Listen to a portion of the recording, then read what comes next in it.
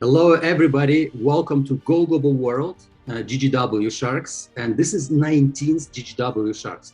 It's been a success since the first event, and we have startups and investors from around the world. Thousands of people so far participated, and they're running this event almost every week. It blows my mind because we have not invested any penny in paid advertising or so. I'm so grateful for your love and support. This is really important for us. And I'm going to give as much opportunity for you as possible during this event. And to kick this off right away, I'm going to share a few slides as I usually do to tell about Go Global World, what we do. Then we introduce the rules. And then I let the judges to introduce themselves and we'll jump right into it. So Go Global World is the platform and community and the place where investors can find startups, where startups can find investors in an automated, intelligent way. The key problem for investors we are trying to solve, you're currently overwhelmed with a lot of messages via email, LinkedIn, and all kinds of messengers where startups approaching you with so many requests for funding or something else. And most of the investors are saying like they're so overwhelmed and only 99% of those startups reaching out are relevant. So only 1% is relevant and 99 is irrelevant. So what we do, we take this 99% and compare it with criteria of other investors and helping these startups to match with those investors. And we take those 99 irrelevant startups and match it against your criteria. And this is how we work with your external traffic of startups, the way you get inbound requests. Now, this is just the beginning of how we work with you. And this is where you, instead of 1%, you get 5%, 10%, or more. It depends on your industry where you are. So you as an investor, how you do it? You get your branded page with your branded personal investor link. You may imagine LinkedIn, but LinkedIn is about your career. Here's your personal investor page, but it's not a static page. You have your criteria, as you sometimes put on your website, and your button apply for funding. This is where startups go and apply, and in a matter of seconds, they get your answer automatically because we already know your criteria and their criteria. For us to give them an answer if they are fit for you or not, it's very easy. At the same time, you get a notification every time when you get the right startups for yourself to proceed. So you will invest your time in the best startups that you are targeting, not any startups. So no longer you are spending time on irrelevant ones. We are putting back your time to your calendar. Now, startups also have their branded one-pagers. They used to send it via with a PDF attachment or something, and it never been structured the way you probably want to take decision fast. So this is the digital one-pager branded with the startup name that they share with investors, and where investors can see all key information that we validated with hundreds of investors. Now, this is the most important information: their video pitch, text pitch, their key user sales metrics, fundraising situation, the team, and that's it. Basically, most of what you need is there to take a decision fast. And this is how you can also analyze companies rapidly. Now, this is what is done when you get external requests. What about those who are registered on our platform? So as I say, you already know about everything about you as investors. We know everything about you guys as startups. So now you start matching. It's a matchmaking platform where the platform is offering you the most relevant contacts as soon as possible. So what you need to do is actually look at the profile. If you're an investor, you're watching video and seeing their profile, and then you take decisions in a matter of minutes or seconds, as long as you want. And if you decide to connect and the other side decide to connect, then the chat gets activated. So why are we doing this? Because we don't want you to waste your time on irrelevant people, as long as you're a founder or investor. So it has to be a warm connection. And for startups, I like to say, while you sleep, eat, and do your own business for your customers, the system is pitching on your behalf 24/7. If you are if you prepared your profile well.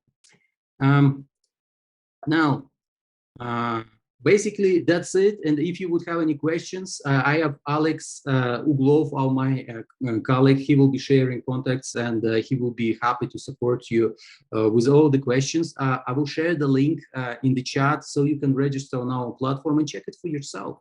And currently, those who are early joiners to our platform will get a special deal that's right on the platform. It's exclusive. It will be only for the next 2 weeks, but you have to be on the platform to see it. Now, the GGW Sharks, and you can see our amazing panel of investors. And today we have, again, Matthew Stokey from BU Venture Partners, Maggie Li from Better Fund, Jeremy Barr from Montelier Capital, Shriya Nevatia from Council Fund, and Harri Laitinen from Planix Group. So these investors are from the United States, from China, from Finland, all around the world, you name it. That's amazing panel. Use the opportunity to convince them to be your investor. So, and finally, if you would have any questions to me, to my team, this is the website. This is where you can find how to register on our platform. And this is our contact information. So that's it. And this is the time when we will introduce a dear panel of judges and investors. We call them the Sharks, GGW Sharks. Matthew, please go first. Hi, how are you guys? Oh, did you say me or? Matthew. Oh, sorry, Matthew. Yeah, okay. Hi, everyone. I'm Matthew. I'm a venture associate at Venture University at VU Venture Partners. We've got a regular fund and a syndicate. Our check sizes range from $25,000 all the way up to $1 million. We are industry and location agnostic, and we have investments on pretty much every continent except Antarctica at this point. We generally target the largest market opportunities. So if you are going after a target market that is in excess of 5 billion, then I am interested. And that's us. And I just put my LinkedIn contact in the chat, so hopefully you guys can connect with me. Thank you so much, Matthew. It's so exciting to see you, and let's continue with Harri. I'm Harri from Finland, and I have more than 30 years of experience in the development of IT and cybersecurity and communication. I have created the most secure communication with cybersecurity in the world. The most recent example of holding is in Nasdaq POC companies in the United States and ICTM, which sells state-confirmed information where trade openness. For example, realized prices, analysis of the best markets, risk management from sanction, blacklist, connection between different organizations and individuals.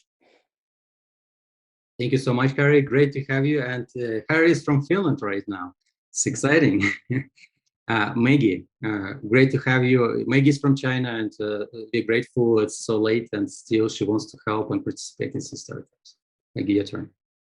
Yeah, thank you so much. I'm Maggie. I'm from Beta. We're actually a Silicon Valley-based venture networks, and we also have our fund with an average check size of around 250K. And we basically invest in a pre-seed and seed round and everything them before a round. We invest in a broad range, and me myself mainly focus on tech, and I'm hoping to see any creative and disruptive solution probably bring out by our founders. I'm looking for any programs or projects that's working for tech for good. Yeah. Thank you so much, Maggie. Appreciate that, and great to have you. Thank you for joining so late. And Jeremy, your turn. Yep, I am Jeremy. CLO and general partner at Montelier Capital. We do $500,000 to $1 million check sizes. I've been an operator at $1 million and $1 billion size companies, D2C, B2B, public and private. managed or done myself nearly every department, from copy, funnels, products. I did artificial intelligence on a project with the FBI and Secret Service. I will analyze the company that is pitched from top to bottom. I love founders, so I started a company called Rocket Mindset to help founders. And so I will try to be brief with any of the feedback, but I am analyzing your entire company inside of my head. Exciting. Great to have you. And we are moving on to Shriya. Shriya, great to have you with us. Please, your turn. Hey everyone, great to meet you. So I'm a principal at the Council Fund. We're a pre-seed fund focused on fintech, health tech, and vertical SaaS and outdated industries. We focus, where our check size is about 50K to 100K, so super early stage companies.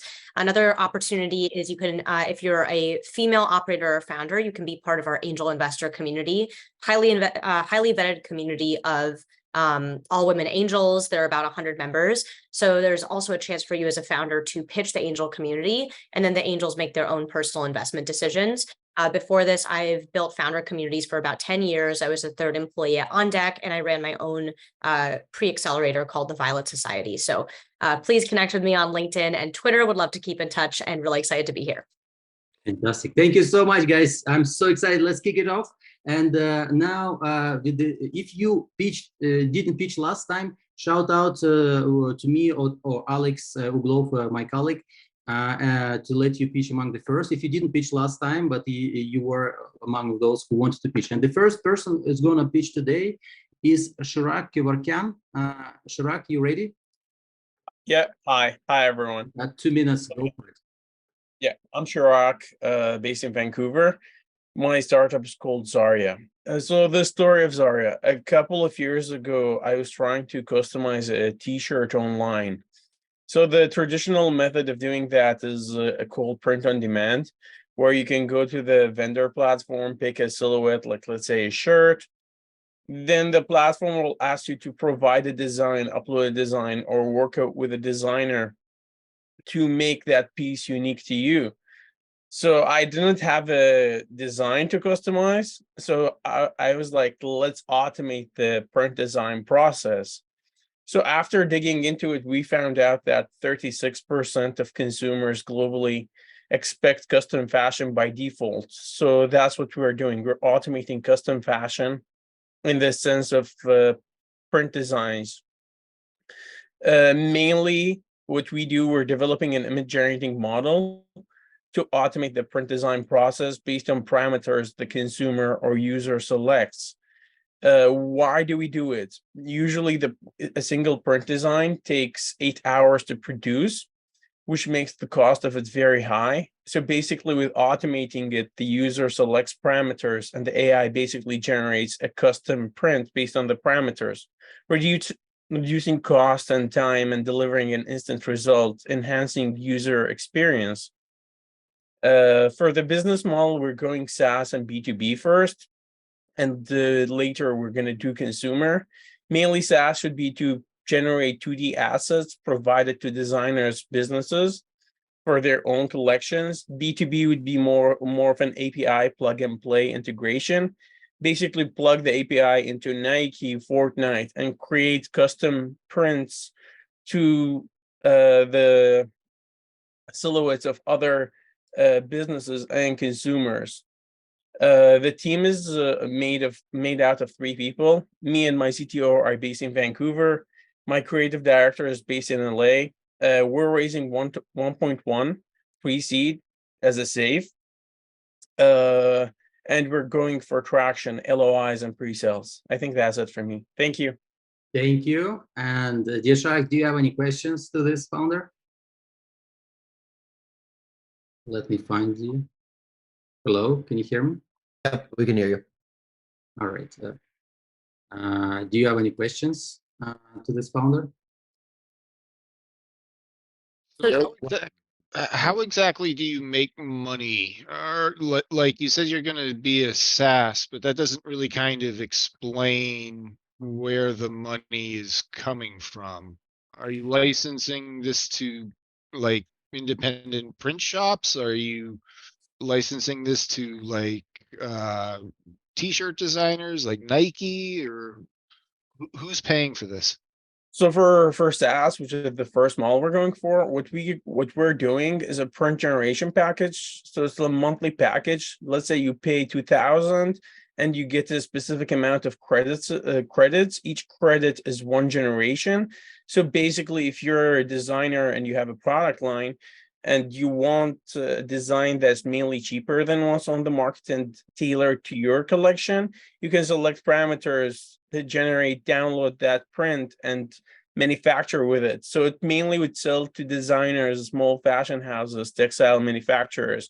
So it's generate, download to assets. Yep. So you're not targeting like the individual consumer or anything like No. that needs a print job every now and then. Yep. No, not at this point.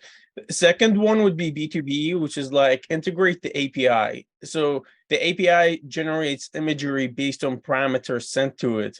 So what we want to do is plug it into other businesses and create that 2D assets for the silhouettes and consumers of other businesses. That's metaverse games, video games, print on demand, Nikes, digital fashion, physical fashion, and the list goes on. So that would be a revenue sharing model to, if you're asking me how would I monetize on that. So you mentioned that you're raising to go out for traction LOIs. Have you worked with at least one designer just to kind of validate this? I just got into it. We have traction. Mainly my reasoning of going this, like I've been working on this for a couple of years. The license cost of a single print design on a marketplace called Pattern Bank usually goes around 400 USD. So this is not even custom. So looking at the unit of economics, we're basically dropping the cost down by 80% and we're generating the result instantly. So looking at it from a point of view of why and how and traction, I'm pretty sure we'll get traction, but it can be a week or 2 or 3. So you know how it is. I'm looking for LOIs, getting to like talking to local brands, Lululemon, Artesia, trying to get into them. They're very big, a bit difficult to get into. So I might look into smaller brands. So it's a matter of time. Right. Are there any probably non-pay user using your platform right now? Is there any positive feedback from them? So they're mainly consumers. I spoke to a couple designers so far, but we have around 550 users on the MVP platform, which is live and can be tested. I'll share it in the chat. It's just an MVP. You can select a terrain color, hit generate.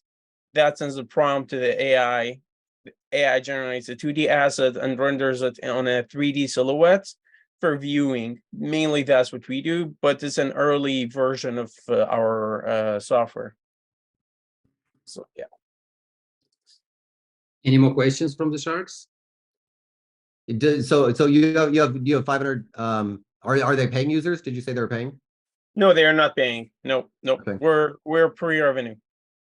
Okay, so I mean, just as far as feedback, what I'm hearing in this pitch and what I hear a lot of is people talking about a lot of products, a very ambitious plan, an entire platform. And what would be nice is to hear a zoomed out, here's what I'm doing for designers, right? Mention your persona. Here's what I'm doing for designers before my product. And here's what designers get after my product. Here's the quantification of the before case. Here's the quantification of the after case so that we can do that calculation. As an investor, I need to know if I'm going to go put $1 million into this company, am I going to get $10 million back and when? And so if I don't have quantification of where you guys are at with traction, and if I see you're trying to pursue products for 2 years long and you haven't sold a single unit, I want to hear a high level of what is happening to the human beings.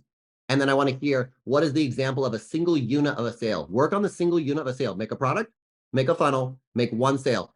$20, $50, $1,000, whatever. Then start to scale that up. Don't roll out a bunch of products. No, we're just going for a SaaS one first, but I'm just pitching the business models we want to execute. Like I'm targeting just SaaS for now. Okay, So, and SaaS is a bigger play for a first-time founder, right? So you want to be able to shrink your MVP of that software to be able to get a single unit. Too many founders are trying to do a big software play, trying to get investment to get the first sale. Get a smaller MVP, get a sale. That's going to get you traction to get you bigger investment. Got it. Thanks. Cool. Thank you so much. And we're moving on to Thank you. Thank you. And we're moving on to the next founders. And there are two founders who didn't pitch last time. So Oliver Paulus. Oliver, are you ready? Yep, already. You got 2 minutes. Go for it. Perfect. So my name is Oliver Paulus. I'm 18 years old. I'm from Minneapolis, Minnesota. I run a company called RevMatch. So RevMatch, the whole idea behind the company is to connect automotive enthusiasts with their environment. So the product will be run through a mobile app where users can track and log roads they drive, whether that be a cool scenic route or a fun curvy road, as well as share points of interest, whether that may be photo spots, anything of that sort. Users will also be able to view local businesses through the live map. So they'll be able to connect with whether that may be shops, part stores, or whatever that may be. The whole goal behind RevMatch is to create enough active users for an acquisition by companies such as like an automotive manufacturer that could use the platform to offer a benefit to their consumers, similar to how Map My Run was sold to Under Armour. As far as traction, so I was put in an interesting spot as a founder. Being a high school student, I took a coding class my freshman year, but my teacher was gone for 3 months and just gave us the link to the Harvard CS website. So I didn't really learn much, and I kind of quickly realized I had to look for other options.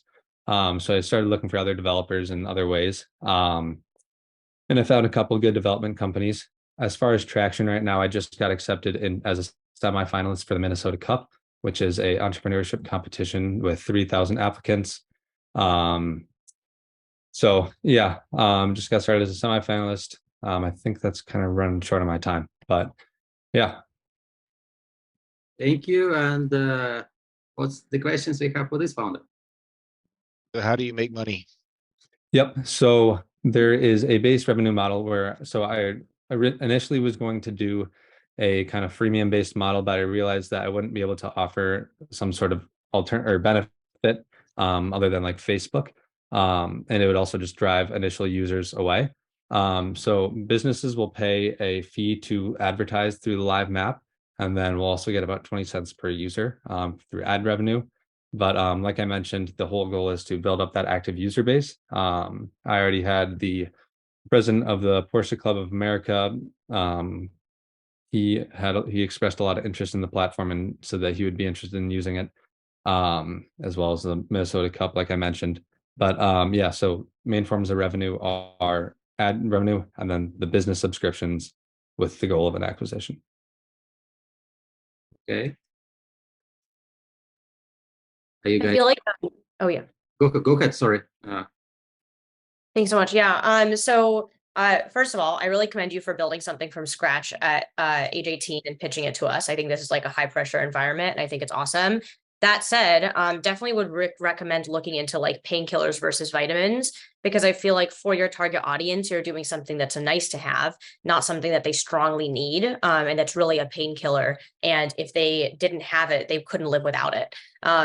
So and maybe let me know if I misunderstood the business itself, but it sounds like this is something that they like could use, that would be nice to use, but it's not like a strong pain for that customer who says, if I don't have this product or service, I will not be able to do the things I need to do in my life. Yeah, so I can explain a little bit on that. So the whole kind of inspiration behind RevMatch was when I got my license, I used driving it a lot as like a therapy. I've been a big car enthusiast my whole life. And I found it difficult to track and log either roads driven or share them within the community, or even save them for myself to go back and view. So while I wouldn't say it is like necessarily a like a necessity almost, but for the automotive community, it is a very crucial part of the community. Be honest and say this seems more like a Google Map plugin than an independent app. But that being said, it does seem like it has some strong value in a particular niche of a community, especially if you're renting a car at a different city or something like that, and you want to see some new spots. But at the same time, to turn all of that into its own app, I think is pushing the boundaries a bit. I might take a step back and reevaluate and see what you can really do in terms of a plugin. Because if you're looking to get acquired, that's probably going to be your easiest bet. But you know, that's just my opinion. That's good. All right. What's the before case with your customer, and what's the after case after your product? What's the before and after in the way you articulate it clearly and briefly? Yeah. So the before case would be well, so users primarily use Facebook in terms of whether that's like planning meets mainly, but there isn't necessarily a dedicated platform for like the sharing of locations. Porsche has an app called Roads that was poorly designed, and there's a number of flaws that users have complained about, and it just didn't really offer any sort of benefit. I guess the after case is just the ease of sharing locations. Okay, like Shriya said, we want to get a little bit more of a difficult problem, and that's a balance, especially for first-time founders, right? The more difficult problem is actually not, it's hard for first-time founders to take on a hard problem, right? Because that means you're going to go build maybe a Tesla car or something in the health industry, which is something I say not to do, right? Because you take on, that builds up your MVP to be very, very large, right? But hard problems ease customer acquisition, gives you a better CAC to LTV ratio, right? If you're just scrolling on social media and you see a nice, oh, this is a nice to have, you're not going to convert as much, which is why we look for difficult problems. But at the same time, for first-time founders, building a hard, difficult problem is something that's going to blow up your MVP and make you need more money, right? So we want to be able to find a way of finding a hard problem that is adjacent to your skill set. That's what allows you to start your path of increasing defensibility in the company, is starting with what your skill set is in the world, not just coming up with a cool idea, but what is your skill set in the world and how you're going to bring that defensibility gradient into your first company's product. That allows you to get into a difficult problem space while also not being entirely difficulty ahead of you, but more behind you. That's right, for sure. All right. Thank you so much. Appreciate that. And we're moving on to the next founder. And if any of the Sharks would be interested to connect with you, definitely will let you know. But please stay till the end of the event and keep supporting other founders, because pitching like you did is not easy, and it's always fun to be a team all together here. Now, moving on to the next one, and the next person didn't pitch last time, Jack Fram. Jack, you ready? Hello, Yes, Jack. can you hear me? You got 2 minutes. Go for it. All right. Hello, my name is Jack Fromm. I'm sure we're all aware of the water shortages caused by climate change around the world. Well, my company, PECW LLC, also doing business as Planet Earth Car Wash and Planet Earth Wash Solutions, are meeting this crisis head on. We're in our seed round and looking for investors who'd like to share equity in our company. Planet Earth Car Wash is net zero water, net zero energy, net zero carbon, zero waste, and zero inequity. And we also have EV fast chargers at every vacuum bay. But because we recycle and filter all of the water from our wash and our buildings, we've created Planet Earth Wash Solutions. These solutions are completely organic, plant-based wash solutions that are patent pending and are currently being developed in our lab in Utah. Today's chemicals that are being used in traditional car washes are caustic and would kill the microorganisms that do the dirty work of making the water potable. We already have interest from other industries, other countries. So if you'd like to help us save the planet one car wash at a time, while also earning a hefty return on investment, please contact me at pecwllc@gmail.com or message me on LinkedIn. Thanks for your time. All right. Thank you so much. Dear Sharks, do you have any questions? Let's ask this entrepreneur. So do you own the car wash or just the soap, or what exactly are you This is in terms of the car well, wash thing? The plan is to go global. Like I said, I've got other countries that have that are looking for assistance with them going with their water shortages. This is a completely new concept, unlike any other car wash and unlike any other soap. I don't know if you've ever been into a Target store and walked down there's an aisle there that's on both sides of it, about 25 feet long, that has plant-based solutions like, hand soap and shampoo and dish soap and all these things that are all plant-based. And that's where I got the concept, because I've been in the business for almost 40 years, and I've always struggled with how unsafe the chemicals are that car wash owners are using. And I've actually had a couple of employees ingest some powdered acids, and I've done that myself. And so I kind of been thinking about it for a long time, but we decided that we needed to make some plant-based car wash chemicals for the tunnel to replace their soaps and their polishes. And currently there isn't any, because every car wash owner in the world is only focused on the bottom line and not about anything else at all. But without realizing that if they were to recycle all of their water and go completely solar and everything else like what I'm doing, their return on investments would be higher than what they are now in the existing car washes. So anyway, so we're planning on building our first flagship in Arizona, and we're trying to get the additional funds to ramp up development of the wash solutions so we can use that in our own flagship, our first location in Arizona. And we plan on going up the West Coast, across the country, eventually global. So, and this is the first of its kind anywhere. I've got a huge team of people, architects, engineers, everybody who are really excited and anxious to get this thing going. They see it as a real challenge.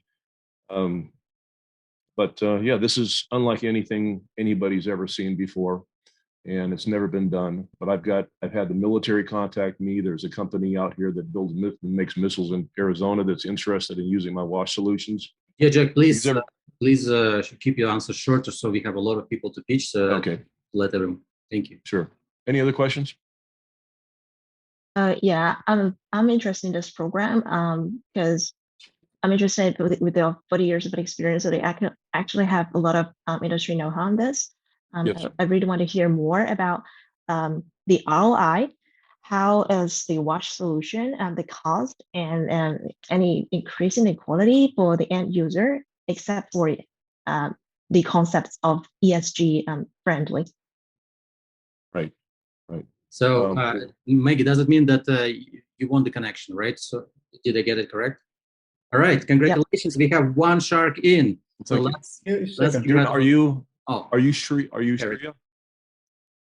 I like go into. I'm interested in this. Two sharks are in. Congratulations. So what about the rest of the sharks? I'm out. This seems a little too capital intensive for me. Okay. Yeah. Same for me. It doesn't really fit what I focus on, and I wouldn't know how to sell it to the investors I work with, unfortunately. So my goal isn't global right now. I'm focusing on just getting the wash solutions out there, and I want to launch that globally immediately as soon as that's ready. But also the other thing, my other goal is I'm focusing on just building that first location, because that will be an international model for all of the rest of them that we build. And will also lead up to other companies who want to retrofit their car washes like me, because we have a third company that's I already have financial backing from a VC firm in San Francisco that will finance every single retrofit that I do around the world. That's why I didn't bring that up, because that's already taken care of. All right, so two sharks are in, two sharks are out. Jeremy, it's now, are you in or out? I would say I'm out, and I'm looking for. I need to see more brief answers. When the first shark asked you a question about, is it the product, the water that you're kind of doing, or is it the whole car wash, right? And we didn't get a clear answer. That already to me tells me this isn't very investable, because until you can learn to practice being more brief and clear in your answers, because that how you communicate to us is how you communicate to other investors, customers, employees, and that alone, even if this is the best product and we just don't fully understand it, even if this is the best product in the world, because it's not being communicated, it won't get realized. And so that's an area that I would say is just a focus area for you to practice on. Thank you for your feedback. I understand, and I apologize. I'm just so extremely passionate about this thing, and I see a sense of urgency that this thing needs to get going now with everything going on in the world with climate change. So I get long-winded with it. So I apologize. No, I love the impact vision. I love it. No, you did great, and you actually got 2 sharks in, and we'll connect you today, tomorrow, right after the event. So keep supporting us, the founders in here, and let's move on to the next founder who didn't pitch last time, which is May Moore. May, Thank you, Sharks. Talk to you soon. Thank you. Thank you. Hi, everybody. My name is Mai Moore, and I'm asking for you to boss me in. I'm the founder of Boss Me In, a social impact corporation focused on the future of work by empowering diverse executive women and Gen Z. So we all know that there's a lot happening around the women executive space, whether it's in corporations, the quiet quitting issues, pay gaps, DI and equity issues, and burnout. And as someone who's been part of 8 startups with 2 going IPO, also a social impact leader serving 2,000 underserved youth through a separate social impact nonprofit, what I know is that women ultimately are the most powerful force in this world. And if we learn to come together, we can fight any injustice area. And women definitely deserve to be empowered. We deserve to be paid, and diverse women coming together is really the answer so that everyone can win. So for our first phase, what we do is we sell curated speaker series with authentic storytelling. And we are in a post-test phase with outcomes, and we are completely powered by Chief members. We sell to universities, nonprofit, and corporations, and Chief is actually investing in us as well. And after 2.5 weeks of post-launch, we are 150% over our sales goal for the year with pending contracts. So we have the opportunity to actually fulfill our year 2 sales goal this year with a pre-seed investment of $500,000. So if you're interested in that, or you're an individual investor, we're also raising an initial $75,000 and would love your support. And I'm asking for you again to boss me in. Thank you. Thank you, and thank you for being on time. This is really important. So dear Sharks, your questions. Thanks so much for the pitch. I've been in this like diversity, equity, and inclusion space for 10 years. So I've seen a lot of different business models. Really curious, why did you choose to start with a speaker series, and what is the direct impact? Is this helping the people in the audience get jobs? Like, what does it help them do immediately? Absolutely. Great question. Thank you. So I became a member of Chief last January. I was really listening to women, created a coalition with 31 chief executives. And the first thing that we tested out, not knowing I was going to go into a business, was this speaker series. And so being entrepreneurial with my background, I was like, there is a business here. And so we tested that out, got some outcomes, and really talked to a lot of universities to see, is this really a thing? And created Boss Me In. And yes, we definitely want to holistically empower young women for the future of work. We're already, for our future plans, creating a mentorship model where chiefs can align, because I think the biggest thing for young women is resources and connections and networking. We are also planning on building out an app, content influencing, and a podcast. Thank you. So, okay, I will say, I know the founders of Ladies Get Paid. I was a member of the wing. Like, I really am deep in this space, and I do hesitate when companies in this space say that we're going to build everything. We're going to be a media company, an education company, a job placement company, a social networking app, because then you end up not being able to do one of those things extremely well and solve a strong business case. So sure. I think my concern with the way that you're framing this is, like, as a speaker series, you don't have a clear way to figure out an ROI immediately. You have this long tail of, we're bringing the executive women in front of the Gen Z women. They can mentor each other potentially, but then the actual outcomes of getting a new role, getting promoted, getting a raise, starting a new grad school program or something, those happen totally away from your process. You don't get to capture some of that value. So what am I missing? Like, where's the disconnect here? Love it. And I appreciate it. I should have been more clear. So everything that I mentioned, we are partnering with different organizations. So for example, the mentorship model, we're partnering with Chief, and then the nonprofits that Chiefs are aligned with, because like you said, we cannot handle every single function. And so that alignment is a handoff, just like you said, we're the connector, the networker, then we hand off for the mentoring. The app, we already have a production company, so that again, we can just focus on our craft and get really excellent at it. And then the production company actually handles everything else around the technical part and producing. So completely agree with you. We want to really be excellent in what we're good at is with the content, the speakers, the curation of what we do. Okay, I definitely love to dig in more. I don't want to dominate the time that we have here now, though. So I'll say I'm in for an intro, not necessarily in for an investment, but I'd be happy to help and support and keep in touch. Congratulations. One shark is in. So we got 4 left to decide. Are you guys in or out? I'm out. Okay, 1 is out. Jeremy?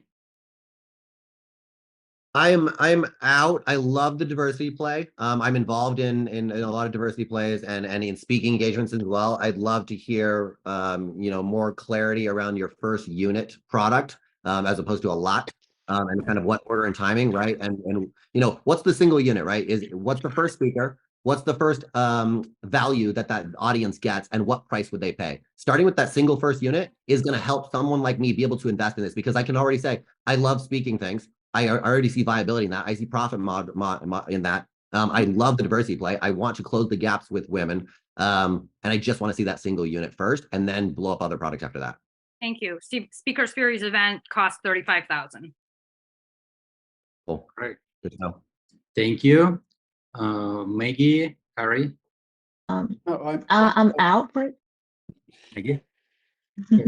I'm back in for now because I think the business model is not very clear for me, and we're not quite familiar with this kind of business model, especially without any MVP to demonstrate something. So I'm backing myself for now. Thank you. Harri? I'm out also, not a fit for me.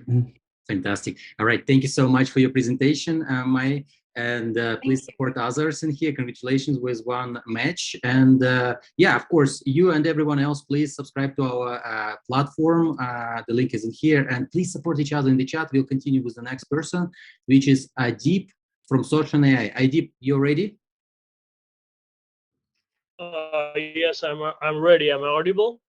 Yeah, Adib is our existing customer and one of the subscribers of our platform. So Adib, yeah, it's your turn.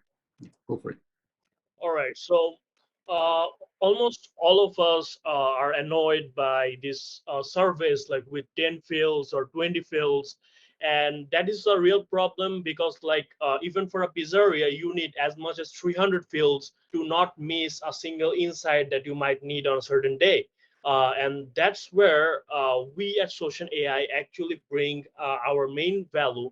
That is, we take any open expression. It can be a Facebook comment, it can be a call center call recording, it can be a forum discussion, and we convert it into a survey entry, like an actionable survey entry. So you can just come in and you can just write, for example, about this. You can say that, okay, I really love this particular session, but perhaps you could reduce the time for each entries or each participant, and then it will convert it into a survey entry. Survey entry like here, there has been a suggestion, and the suggestion has been to reduce time. So it can be for any other thing. For example, you can just write, oh, what a bad, and you're going to see the net promoter score along with all the other aspects, like you're being complained about this pizza, and the complaint is about the topics, and there is like less toppings. So what we actually do, we make any customer input actionable, and thus our main target is to have a single field, and even in other places like call centers to Facebook comments, to take all of them and offer you analytics where every customer input is a survey entry. Everything is a well thought survey, and this is like sold in a SaaS model where you can just connect all the voices of your customers and paid on entry basis. And we are raising a seed of $2.4 million for it, and we're market ready and have $200,000 in traction, but we are moving forward to introduce it to the US companies, from which we have 2 customers already, and eight from Bangladesh. So yes, this is about us. Thank you. Thank you so much. Dear Sharks, your questions.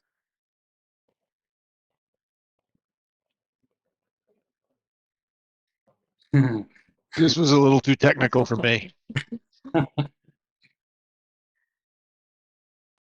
Let me jump into this a bit.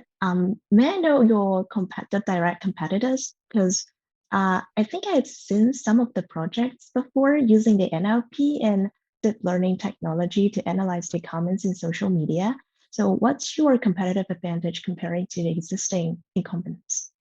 So the thing is like what happens in like some of our competitors, for example, Brand 24, they basically collect the comments. For example, this is called social listening.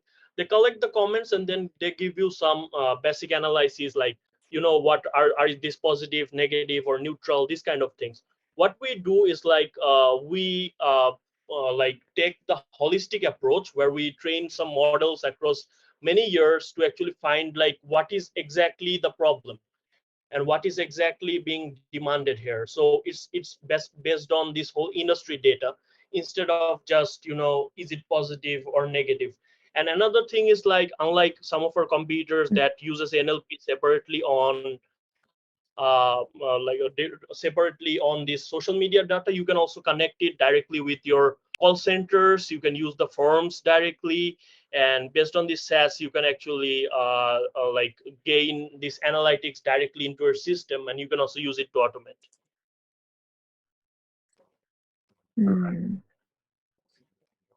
What is your background that made you start this company? So the very fact is that like there were two of us. So one is like the Tanvi Shorab, who was the product manager at Microsoft, and when he returned to Bangladesh, like one of our first freelance work together was helping the government with the voices of customers. So like we really enjoyed that particular thing. So like the administrative bodies, they needed all the survey answers analyzed. So we decided to SaaSify this whole thing where you can just plug in all these different aspects, like from your survey entries to everything, and you just get the analytics straight onto you. And that was like, that really just, we just saw a huge market in there, because like in this industry, you have more people expressing every day. So that was the passion behind it. Okay, what I'm hearing from this is what I hear in a lot of pitches is that this it sounds like it was a cool idea for you. Sounds like there was a large market opportunity, but you're not coming in with, here's my skill set I've gained over the last 5-10 years in something, which is the starting seed defensibility of a company, especially in a space like this where I have built and looked at a lot of softwares that do this kind of aggregation of customer service from a lot of omni-channel, right? AI sentiment analysis. You're not coming in with a great experience there, indeed. And so you're going to be using some sort of off the shelf, which lowers the defensibility of this company. And you have a lot of different omni-channel to take care of in terms of customer acquisition. So when you're pitching, I want to hear something like, I'm doing this one first, then this one, then this one first, right?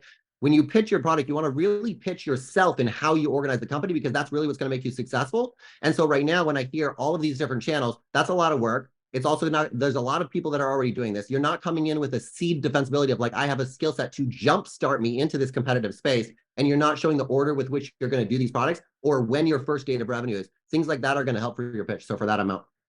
But it was a great. All right, so just one slight addition. So yeah, we are firstly starting with the telco industry. So we are going industry by industry, and that administrative work also had engagements with the industry. So we are basically working with telecommunication, the data, how telecommunication industry voices of customers actually work, like, you know, how they talk about SIM, how they talk about internet. So that is our very first target, capture one industry, acquire customers in that industry. And we already did like 8 of these, like specifically to that industry, just to move on the very next to the letter. And we also have like our NLP has been our direct focus since the very first thing. And since 2016, we have been working as either a freelancer and for Tanvi Shorab in Microsoft. One of his core skill and core expertise was always in NLP. So that is what we're like pitching in. That is what we're depending on. Okay, good job for getting an NLP expert. If he's above the average marketplace products that exist, then that's going to be key. If not, then it's not gonna be relevant. And as far as narrowing down to a niche or just narrowing down to NLP, it's not enough of a focus. We need that product focus, that customer channel focus. So, but I don't want to take up too much time. Thank you so much. Adib, one final question. I don't remember if you mentioned or not, but tell everyone about your revenue and revenue projections. So I think you have something strong there. So Yeah, so like we have generated $200,000 from 8 companies in the telco sector. So this $200,000 along with $1 million that is in our pipeline as services. So like this $1 million is in the pipeline, and alongside we are tapping in a massive market of $12.5 billion. So this is like the overall aspect of it, and right now we are having a monthly recurring revenue of $12,000 that is coming in, and that is basically all about social AI. Yes. All right, thank you so much. Just feedback from the audience to you, and it's for everyone. Just try to be not so technical, because sometimes it's hard to consume within 2 minutes technical information, and make life easier for investors to consume this information in a more easy way with this short limit of time. Thank you, Adib, and please stay with us to the end. The next person presenting.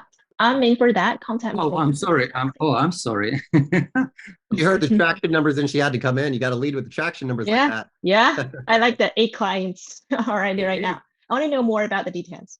Oh, congratulations. I'm sorry if I did this. I apologize. Harri, what about you? You know it? I'm out. It's not with my portfolio.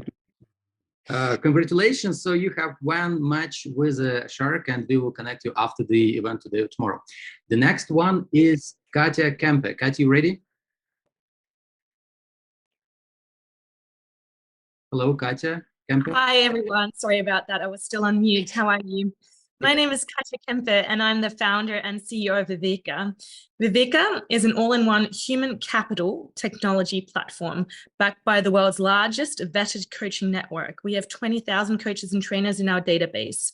We centralize skilling, training, and well-being through a 3-way SaaS platform and provide a seamless, personalized, and data-driven experience that ensures companies maximize their time and resources. So what's the problem?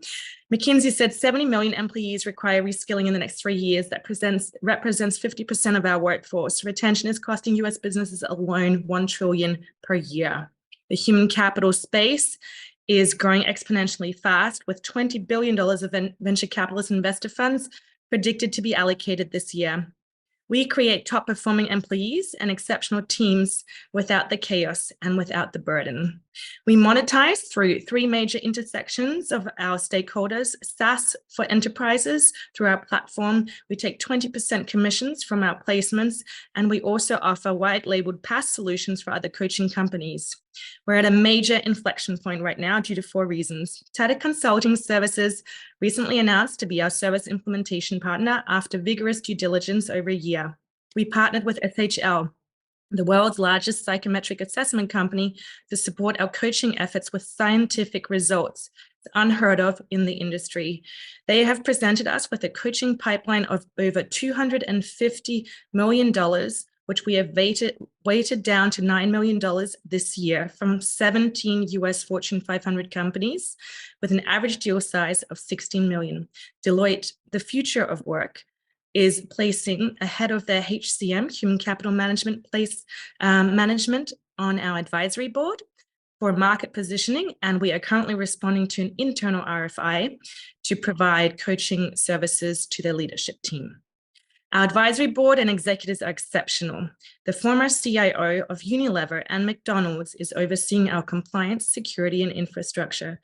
The former head of IBM, PwC, and Korn Ferry's coaching platform and assessments is unifying our coaching product and overseeing coaching quality control.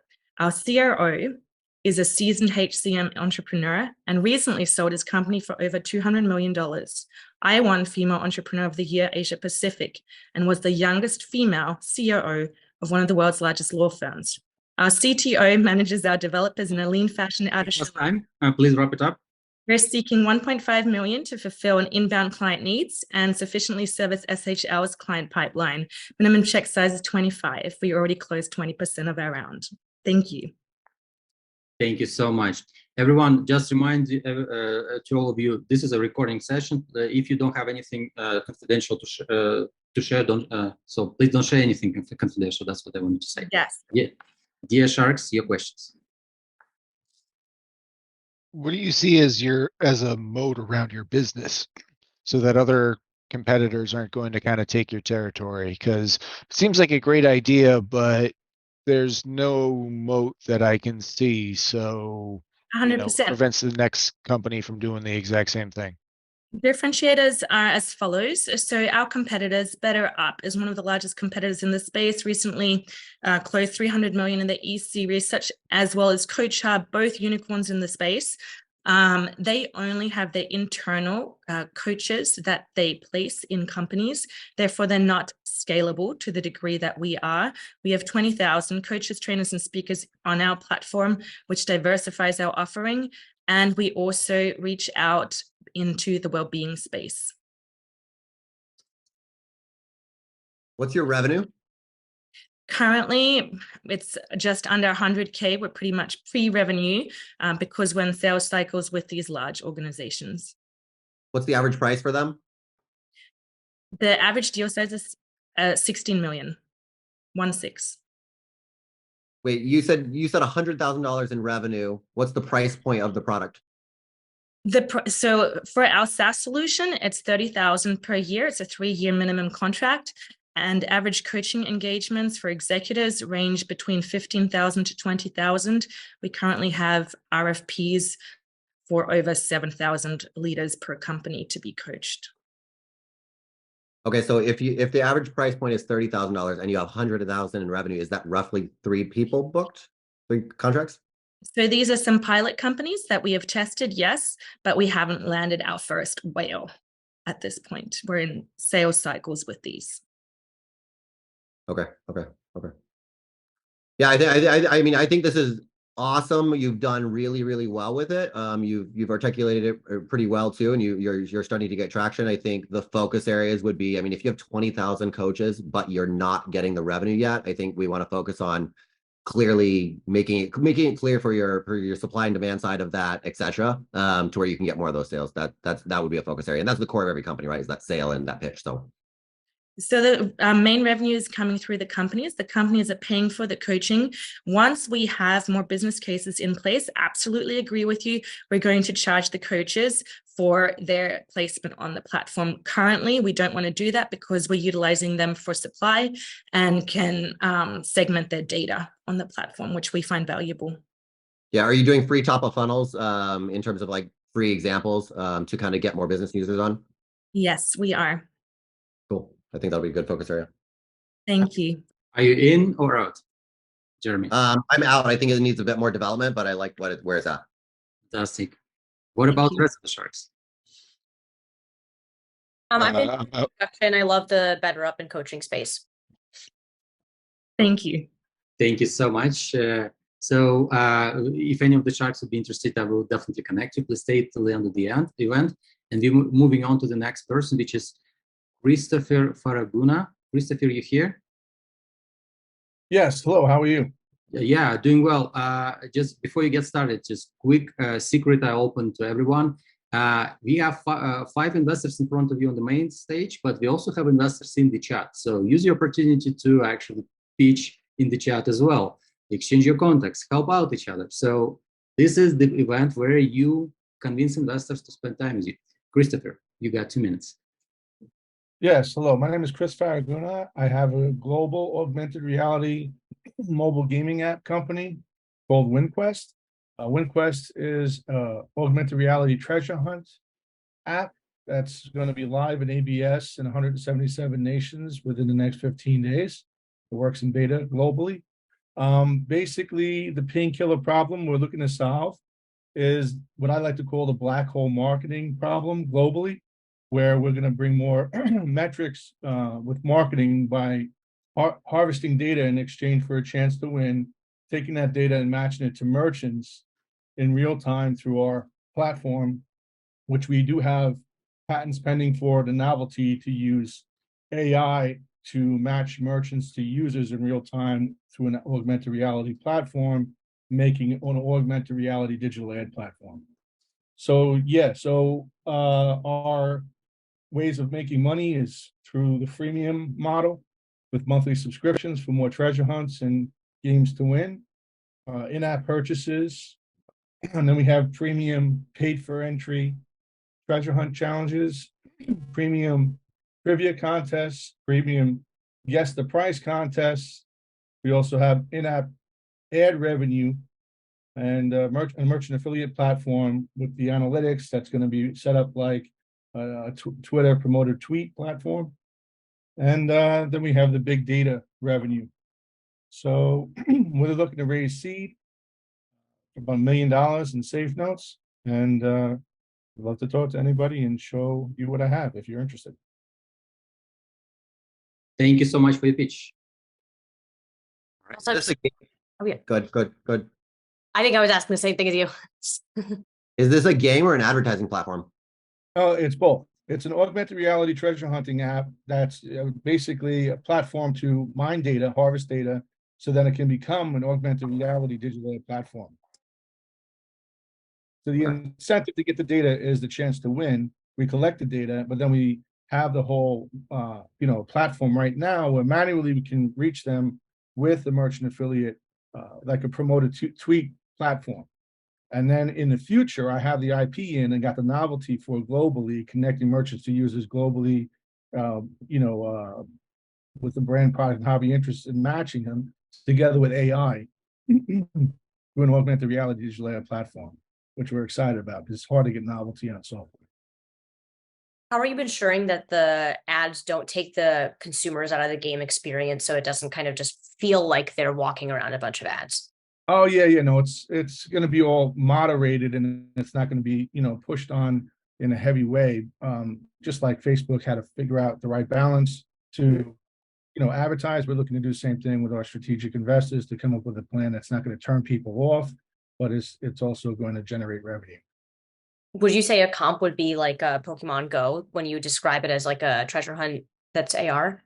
Yes, my app works globally like Pokemon Go, but it's a different mentality here, and we're looking to drive people through the app through the chance to win cash and prize. Somebody always wins in the contest. Not everybody wins, but so that's what drives people through. Not so much graphics. We do have the ability to do Star Wars in the app, but we're just focusing on the treasure. We have the treasure chest at the end, and then we can make it more wild in the future.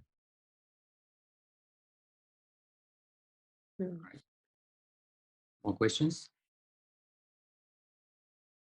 I mean, I'm in the gaming AI and ad space, and I've done a lot of algorithms and writing of that stuff. So I get a little bit nervous when you say you're kind of doing ads, because that means you're competing with Google and Facebook and other big players. And even if you brought on like a CTO of a massive company, right, in the ad space, you're still competing against big players. So that makes me a little bit nervous there. Well, the end goal is to have an augmented reality digital ad platform, but in the beginning, we're just going to use like Google, ad mobs and other stuff to advertise to people, through the app. So yeah, I mean, I get AR and VRs, and I invest in that space. I'm all for it, but again, we just need, like, what is it, right? If it's a game, we have to analyze it on a game sense. What is the defensibility of a traditional game? And if you're ads, like, that's really, really scary competing against the big people. So it's better if you're probably more of a game, and then what is your defensibility of your game, right? Gaming is not necessarily easy to get retention on a gaming. And which gaming people are you targeting? Beginners, advanced? I'd love to hear a lot more of those things in their pitch. That would make it more investable for me. yeah, the demographics between 18 and 35. We're focused on the game more than the ads. We're looking to accumulate data, and then in the future, we have the patents in for expanding and introducing kind of a platform where people can advertise to people according to their preferences. Okay, and I invest based on the person. So how you say some of these things, right? It matters, and so just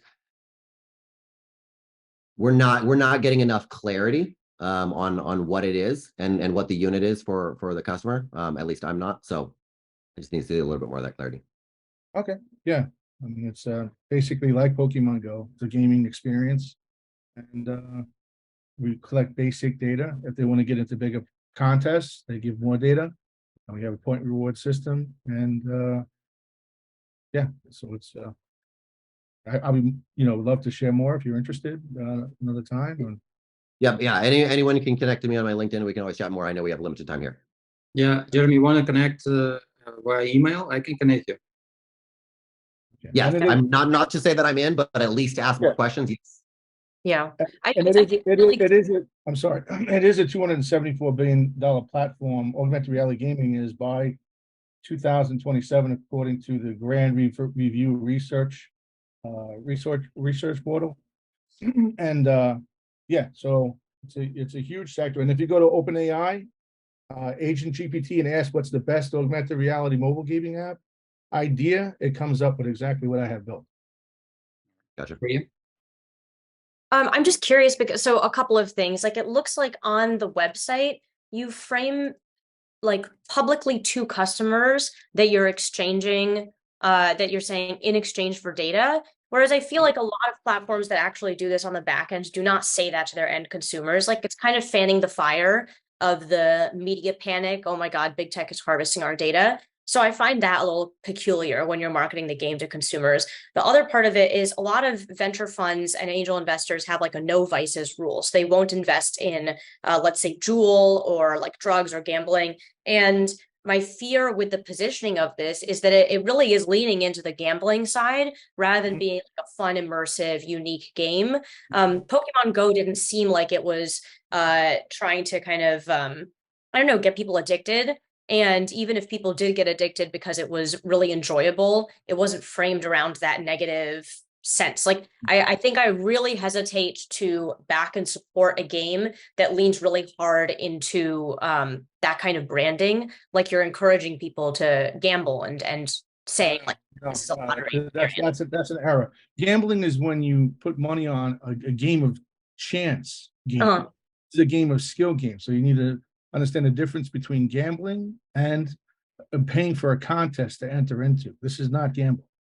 So but still, like consumer branding, if you're building a consumer product like a game or you're selling people something, like you want to sell the dream, the fun, the enjoyment, not you're going to get a lot of money and give us your data. Both of those to me feel like very weird things to be like telling consumers on the face rather than something that's behind the scenes.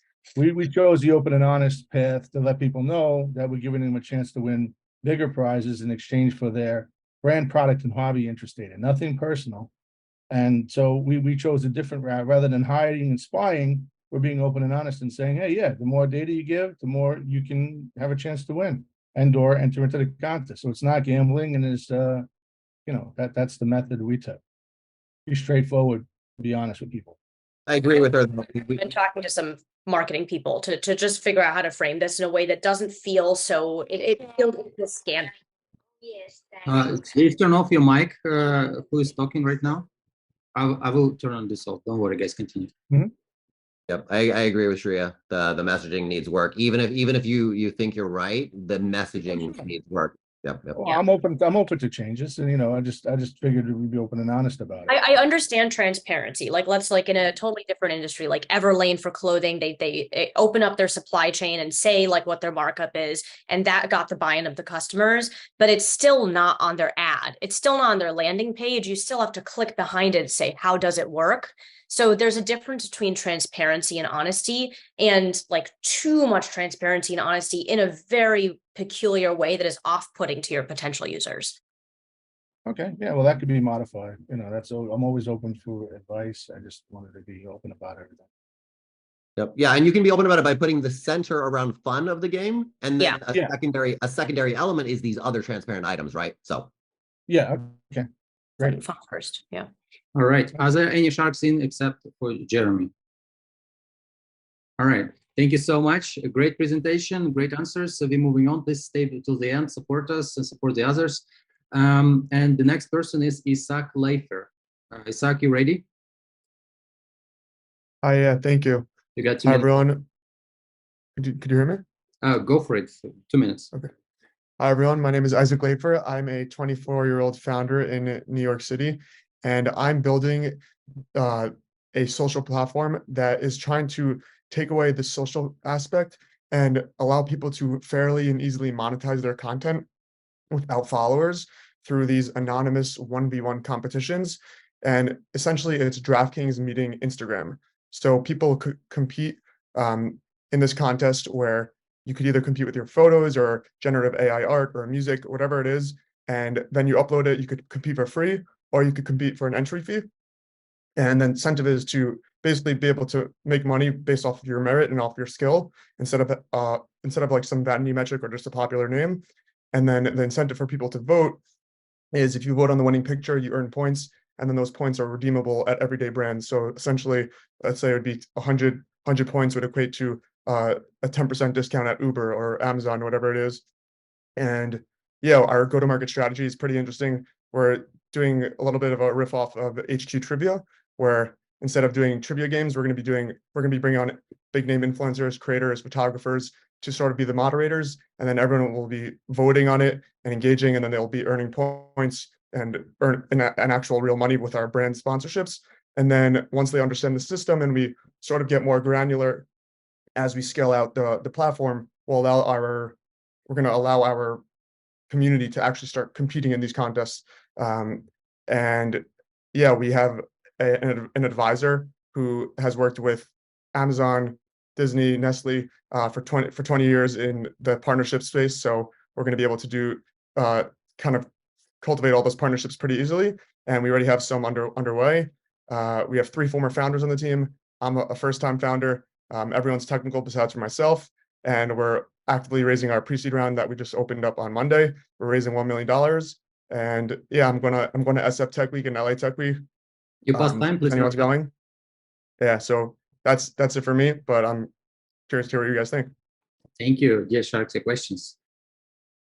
Okay, this is a very interesting structure, but I'm curious, like, what does winning mean? So if you're saying DraftKings meets Instagram and it's any kind of visual content, how do we even know which one's like better? Is it photography quality? Is this like a big game of hot or not? Like, what is what is winning? Yeah. Yeah, great question. So we do a popular vote where the public is voting and they're doing it anonymously. So they don't see who they're actually voting for and they don't see the number of likes. So for them, let's say it's a photo contest, we're going to have certain criteria what they're looking out for, but more or less it's basically what they think is just a better piece of content. And then let's say we have a meme contest, which one made you laugh more? If it's music, which one sounded better? And it's a way for people to be able to really be fairly rewarded for their skill. That's really interesting. It's interesting as a discovery platform for the people in all these different industries who are looking for up and coming talent who potentially don't have the followers. So then how exactly are you monetizing this?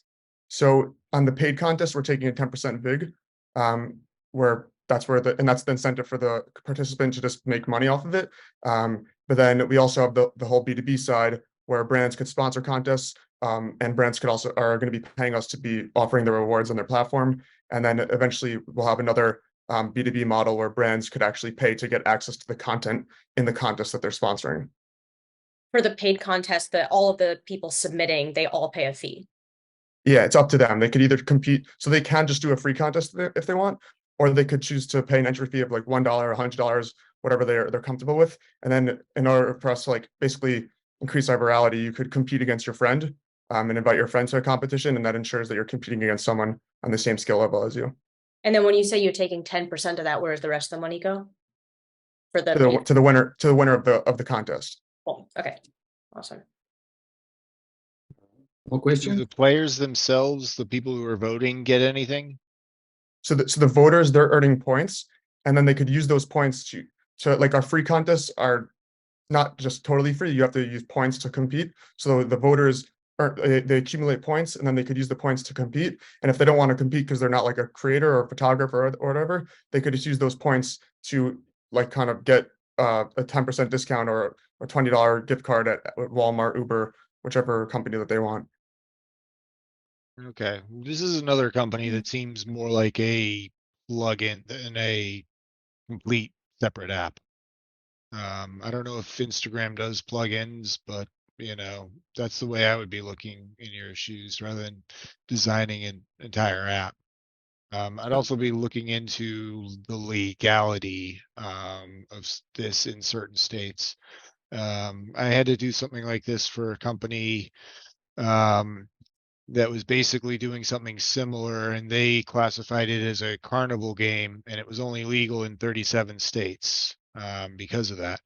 So, you're going to have to do some research and maybe figure out some geocaching to prevent those other 13 states from kind of getting into the action and drawing some legal trouble your way. No, you bring up two great points. First off, with the legality, we spent a year with a big name, like a online gambling law firm. So we're able to operate in 44 states.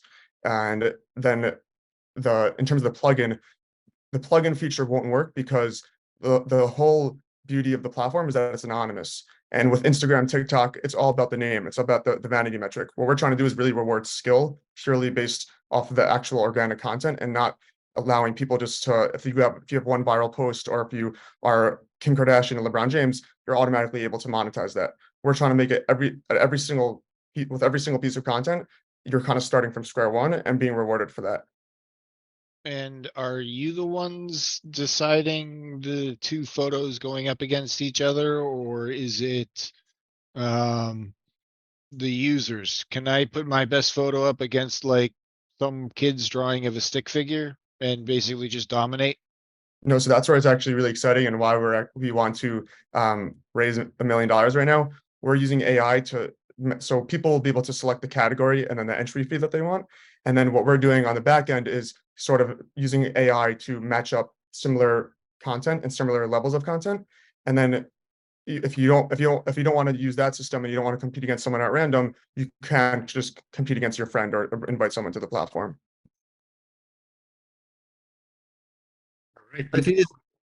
I see this as interesting from a perspective of the ad world going through a massive change in algorithms taking over media buying and creative being a very big focus.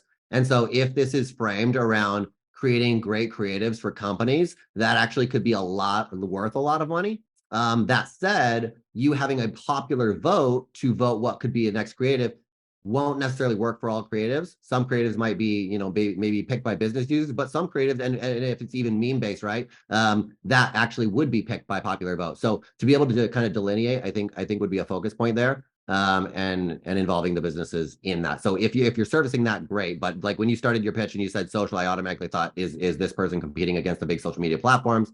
No, but if you're hitting it from a creative angle, for like a 2023 kind of like, hey, we're being relevant in creative space and we're going to produce a lot of great creatives in the world. That's interesting if you focus in that way and you execute it towards the right optimization there. Yeah, so to be honest, I got caught off guard when I heard my name, and I've actually never started a pitch with like the social part. That was my first time. But yeah, it's definitely, we want to allow the brands to control sort of what they're seeing in their specific contests. So if a brand's sponsoring it, we'll let them sort of figure out what how the judging will be carried out.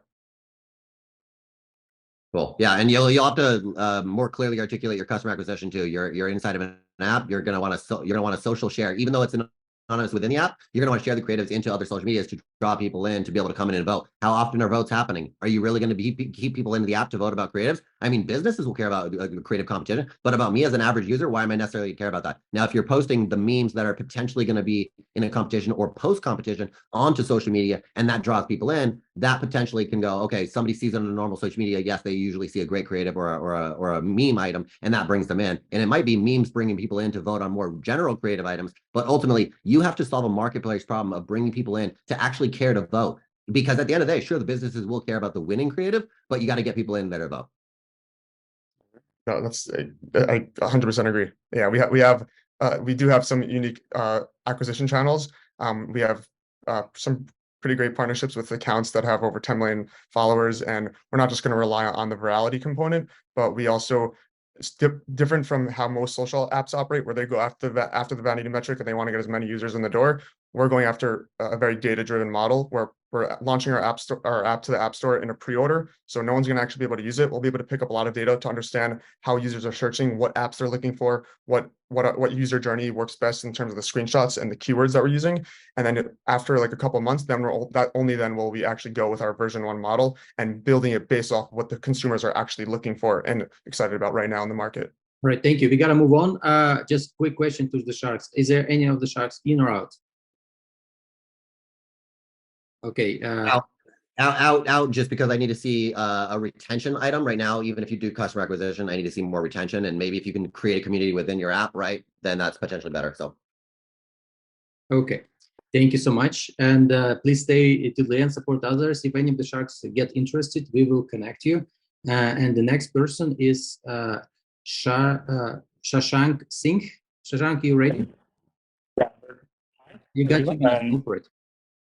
Hi everyone, and hope you are all doing well. So I'm Shamsing from Mumbai, India, and I have developed Verbalizer. So I'm sure that we all have faced some issue. Whenever you buy a new product and you face some issue with it, you call the customer care service agent, and you go through the IVR, press all the buttons, and you have to listen to the music and get connected to the representative who can solve your problem. What our application does is it avoids all that. It is a conversationalist bot based on generative AI, and so if you want to place orders, you can do that. If you want to raise a complaint, you can do that. If someone is not comfortable in English, and they can have it can talk to in various other languages such as Spanish, French, Mandarin, Indian language like Hindi, Marathi, and it can the best part is like it can have a conversation with multiple customers at the same time. So your customer won't have to hold or on call or call again. And also, if you have a very sweet and pleasant voice, we can do the customization. So you can represent your brand in your own voice. It doesn't matter whether you are small or medium or huge organization. Our goal is that you don't have to go to the trouble of hiring, rehiring, and retraining employees just to have someone to talk on call. You can automate your call center, and you can have your data in-house. And we already have India's second biggest bank, which is ICICI, and they are interested in our product. We also have a restaurant. He owns 3 restaurants. You are on. Your past time, please wrap it up. Sorry? Please wrap it up, your past time. So, yeah.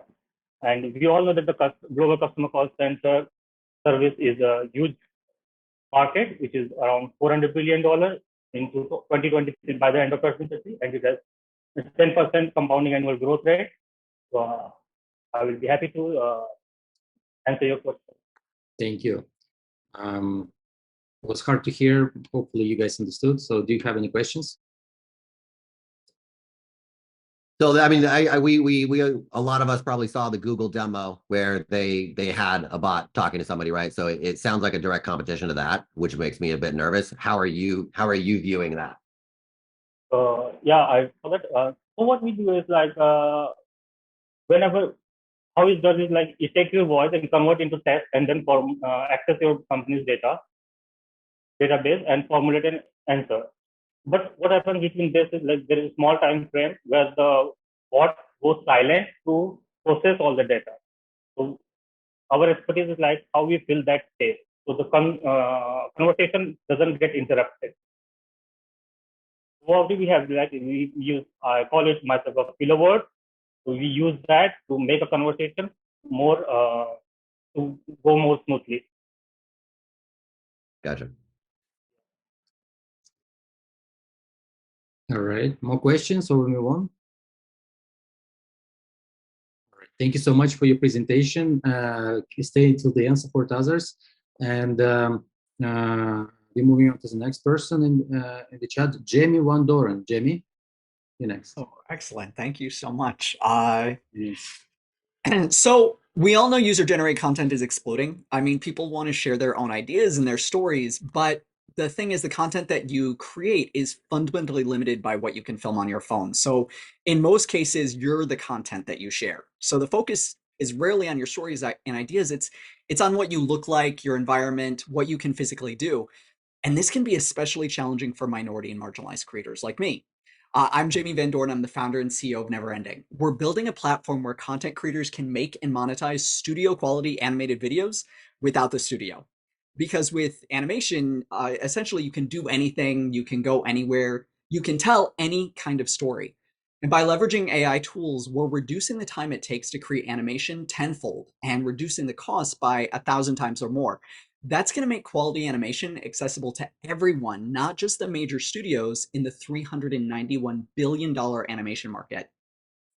The last 2 years, we validated the market with some early tools. Even without full animation, we've grown to over 30,000 users and 10x our revenue from 12,500 in 2021 to 140,000 in 2022. Our CAC is 32 cents a user, LTV $19. Business model is similar to Roblox. We're starting with subscriptions for access to advanced options and features. We've just released a marketplace where third-party creators are going to be able to sell things like 3D models or custom animations. And as we grow, we're going to help content creators put their best content behind a paywall. This approach is going to create significant switching costs. I've built a killer team. It includes a former Fox Entertainment executive, a multi-Emmy award-winning animation producer who's worked on hits like The Simpsons and Family Guy, a respected video game producer who's worked on Minecraft, Pokemon, and Sonic 2, a developer who taught a computer how to read, how to respond, and how to understand and respond to somebody who was using sign language. We are raising a $1 million pre-seed round to further build out the team, launch the full 3D animation tools, and grow to over 100,000 users and over 1 million in revenue for 2024. And I'm happy to answer any questions. Okay, great pitch. Thank you for being on time. The Sharks, your questions. Sure. I like your pitch, and I also like your founding team. So my question right here is, what type of video that you guys are creating, like short video or long video for it? So we actually want to move. Right now, we see that there's a lot of competition in space in short form video.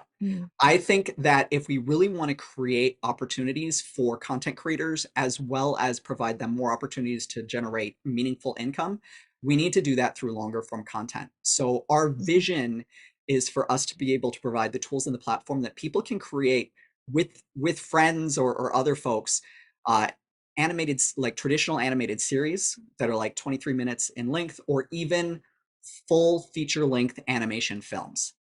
That's what's going to really create the disruption in the entertainment industry and make it so that these people can make really significant money. Does that answer your question?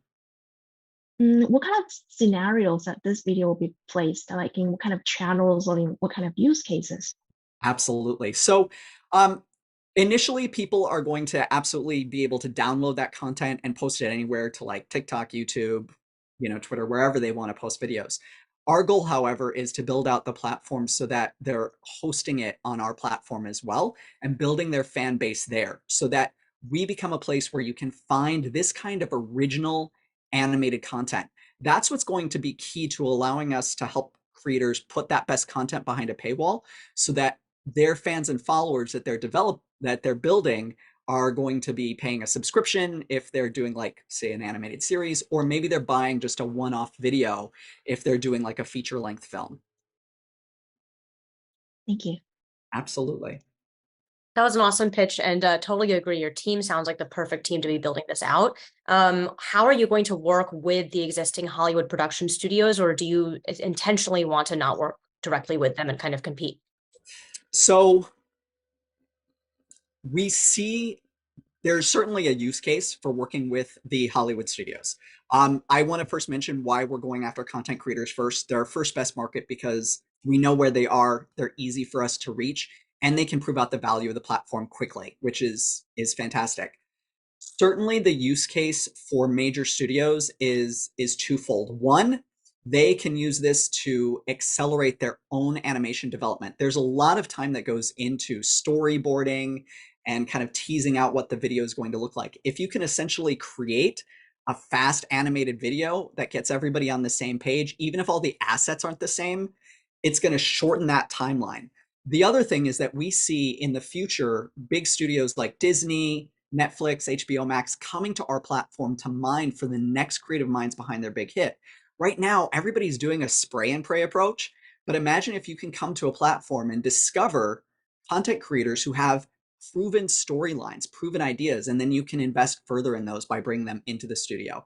So in some ways, we'll be competing with the major studios, but at the same time, there's the opportunity for us to enhance, and make things easier for them so Netflix isn't canceling a series after one season. Does that make sense?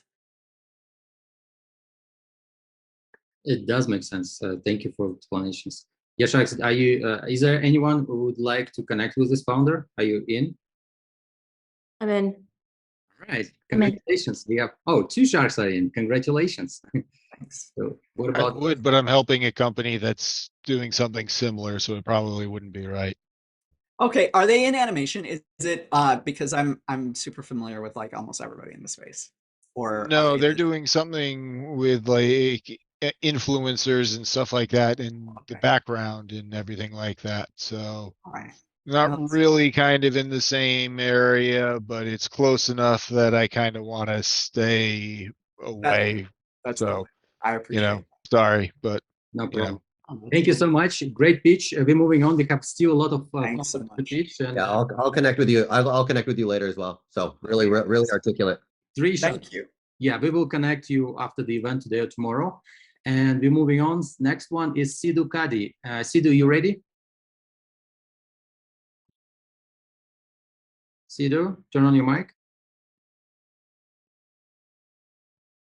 Okay, so we're moving on to the next one. Yakov Filipenko, you next. Do you hear me?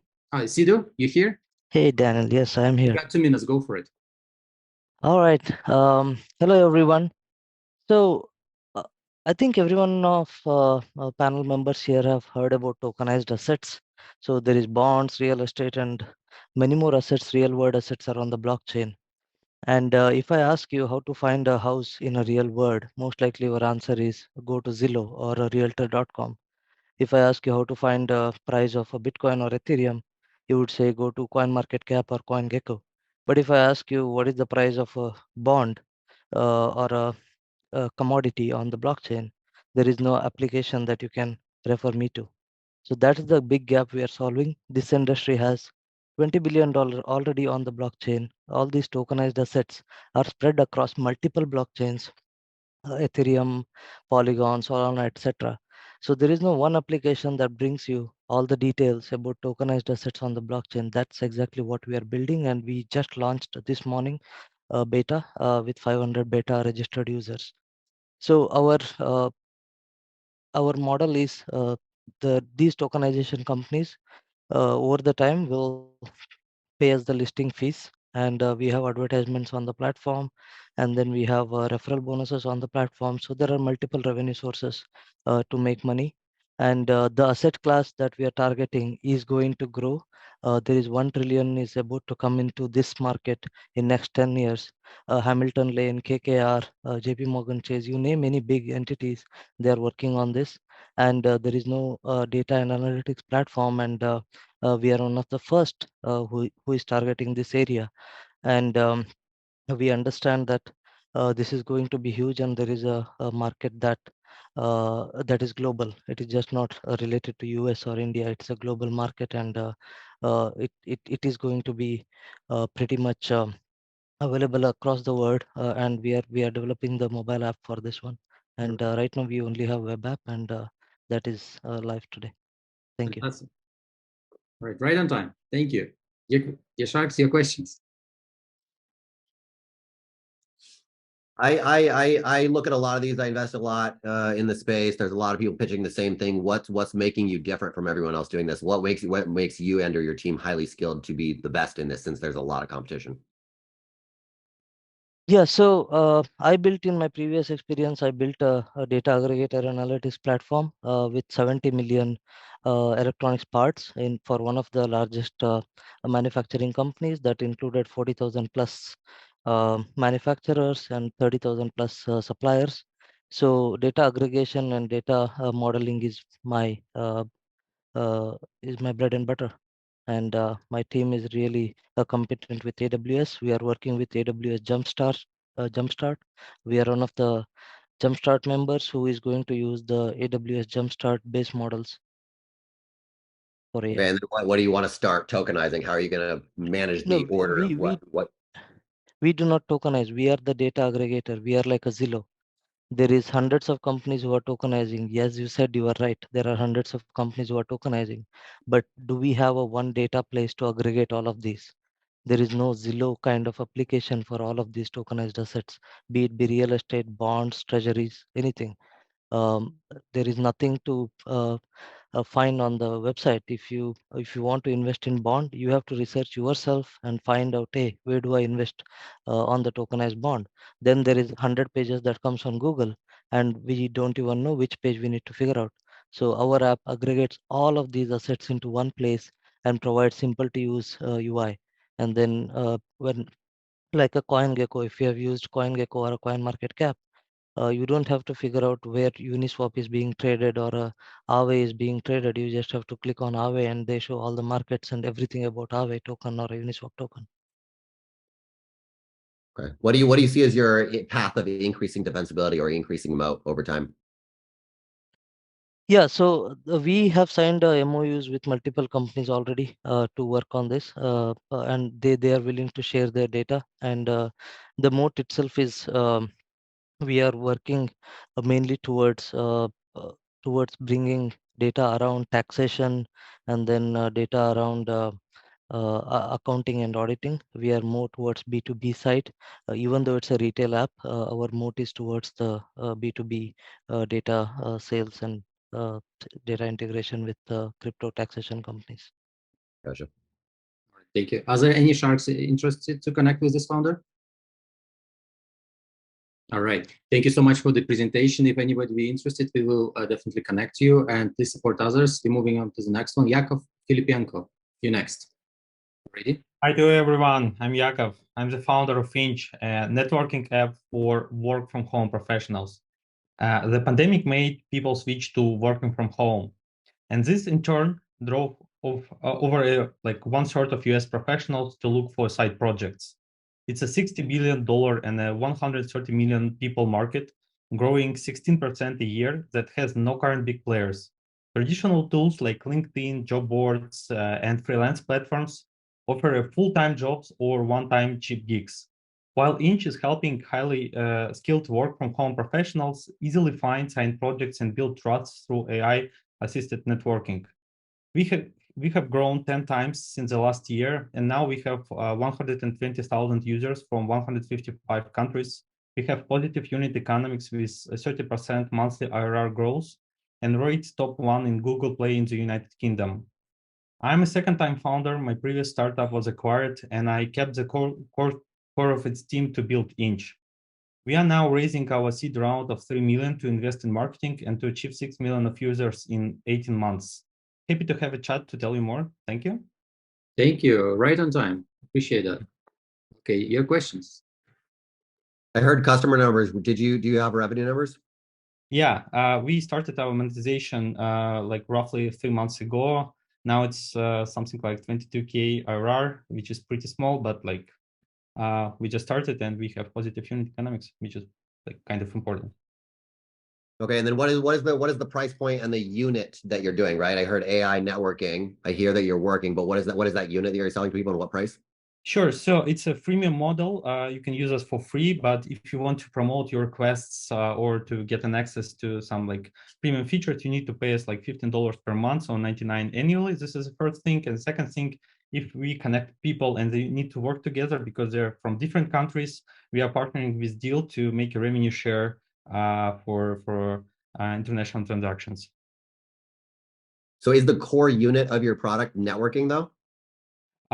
Yeah, core unit is like when let's say our own case, we are a small team, so we can't afford like I don't know, a performance marketing manager right now. So that's why we posted a request on our platform and we acquired a guy from a like European Uber, and we pay him roughly $1,000 per month, and he invests in us like 2 hours per week. And this is like the core unit. We combine like we meet employers and employees for work. It's not like a typical freelance work where like I don't know, professionals can like I don't know, do a one-time job for $30 per hour. We are more about like long-time projects for like 3 to 6 months, something like that. Does it make sense? Yep. So you're networking with people, and then I just want to map that to your pricing, right? When you say charging for extra features, are you charging for the core unit or for an extra feature? No, we are charging like a subscription fee. Like you need to pay us like every month. Okay, so they're essentially paying for a smart AI to connect them to the right person. Is that right? Yeah. So like what we understand for like why it's the key differentiator from traditional I don't know, HR market is like our target users, they're like professionals in their verticals, but there are two things. The first one, they do not want to invest a lot of time to approach potential customers. This is the first thing. That's why we need some sort of matching algorithm, and our AI matching algorithms, why we develop it. And the second thing is people right now do not want to publicly say that they are open to new opportunities because they have current employers that probably will not be satisfied with the fact that their like their employees are working on side projects. Cool. All right, thank you. Are there any sharks interested to connect with this founder? Okay, thank you so much for your presentation. Great pitch. I love networking apps, by the way. That's just my personal appreciation. Great job. And we're moving on to the next founder, Richard Prasoyo. And you might be one of the last. If we have a little more time, maybe we'll take one more, but we'll see. Richard, are you ready? Yes. Hi, everyone. You got 2 minutes. Yes. Traditional spam doesn't work. This VP of sales of small, medium agencies, they struggle to reach the decision makers they need. It's high effort, it's high price to get their email and talk to them, right? Our company, SellGo, changes that. We provide e-commerce businesses decision maker context and their unique time-sensitive buying intent. We wrap it up and we provide it to our customers to significantly enhancing their marketing, their outbound marketing strategies. So my name is Richard Prasojo. I'm the founder and CEO of SellGo, Portland, Oregon-based account-based marketing SaaS. What is account-based marketing, ABM? It's kind of fishing with spear instead of fishing using a net. So we want to redefine the B2B sales by turning this high effort, high price, getting the email, understand their buying intent into a seamless targeted outbound. Why now? Because we are developing AutoMagic. It's AI-powered tool to create personalized outreach, leverage company info, decision maker info, their buying intents, turn it into an effective outreach, can be emails, personalized videos or calls, right? Hopefully this is going to be a game changer for B2B sales. Our traction, we are position number 1 on Google's first page for our core search terms, 20K unique monthly visitors per month. We are good at inbound. We have 300 paying customers. Even after we increased our price a couple weeks ago to $500 per month, we still have about 11% conversion rate. Our LTV is about $600. What our customer says about us, SellGo pays for itself 10 times more by shortening the outreach process and qualifying buying intent more effectively. Our team, Amazon sellers, Amazon selling mastermind coach, tech expert, user research expert, and inbound, outbound marketing expert. So we hope to go for 100 million valuation in 5 years. We are raising 2 million seed round right now to solidify our Amazon e-commerce B2B vertical. Join us as we reshape B2B sales with SellGo. Thank you. Thank you. Right on time. And you're probably one of the final presenters for today. Dear Sharks, your questions. You said you have experience in the B2B space. You were a B2B salesperson? Yes, I do. And I was also Amazon sellers. And I do coding too. That's my training, technical training. Yes. Okay, and then you said the unit of this product is AI that helps the B2B sales agent identify what their decision maker sooner than them doing manually? Exactly. So we are doing a lot of data collections, and then we process the data, and then we throw the data into off-the-shelf AI, let's say ChatGPT right now, and then create first personalized outreach, blah, blah, blah, using all of this data. It's amazing, making it super simple, right? If they don't respond, our customer can create the second personalized email, blah, blah, blah, something like that. So this is a like amazing thing that why now we need to do this. Yep. Yeah. I've done B2B sales and written algorithms for it. So so it looks like, I'm just trying to verify, it looks like you're top of funnel for B2B. You still need sales enablement type software products in the conversion part, but it looks like you're top of funnel for that. So your defensibility is in your data aggregation sources and in your how well that AI can use that data aggregation source to actually pick which is the right decision maker, right? Correct. And one more thing, Jeremy, if you don't mind, the most important is the unique time sensitive buying intent. We have proprietary data collection to do that. So right now, our customers, B2B agencies, our ICP, right? They're targeting all of these Amazon sellers, right? And we have a way to do a scoring on their performance on Amazon to different kind of things, their product descriptions, where they line up in their search term and those kind of things. We score that, we turn it into buying intent, right? Because this buying intent is important. Most of our customers, the US-based agencies, they don't want to spam people with. They don't want to send 1,000 email per week. They want to send high quality 30 emails per week. And that's how we turn all of this data into buying intent. Because we are selling 500 to 1K monthly subscriptions to B2B agencies, right? So we need to give them like something high quality. Yeah, I think that buying intent kind of algorithm is a key element of this. Yeah. Correct. Right. Is there more questions from the Sharks? Okay. Are there any of the Sharks interested to connect with this founder? All right. So I think you're doing a great job. Thank you so much for your presentation. And this is the time when we wrap up this event. I really appreciate your participation. So I would like to say, if you let our judges to say final words to close the session.